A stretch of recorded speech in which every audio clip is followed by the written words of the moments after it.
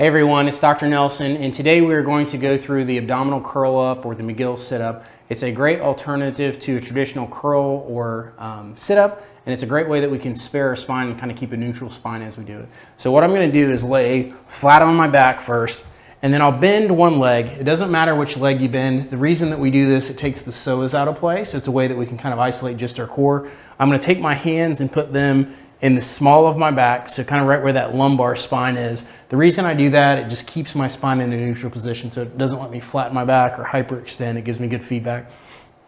So the first thing I'm going to do is brace my core. And so when I say that, I'm trying to create equal pressure in all directions coming from the core. You should also feel your rib cage tucked down when you do that. So another common compensation that we see is where those ribs want to really shoot up. So that angle should be parallel with the floor, so we should keep them nice and tucked down. The other compensation I see a lot with this is lifting your neck up a lot. So a lot of people just want to do just a neck exercise. Again, we want to keep all this neutral and tight, and that motion should really come from kind of our torso. So I'm pretending like there's a string in the middle of my chest, and that string's pulling me up to the ceiling, straight up to the ceiling. So I'm bracing my core, I'm keeping my hands in place. I'm going to initiate the movement with my elbows coming up, and I'm just lifting a little bit up off the ground, so not very far off the ground.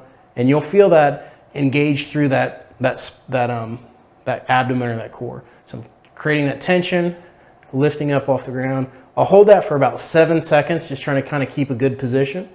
The further that I come up off the ground, the more difficult the exercise is. So those are progressions that you can do. Some people like to switch legs in between. It doesn't really matter, but we're going to do a nice contraction, lift up, hold for about 7 seconds. You can repeat that for a set of 10.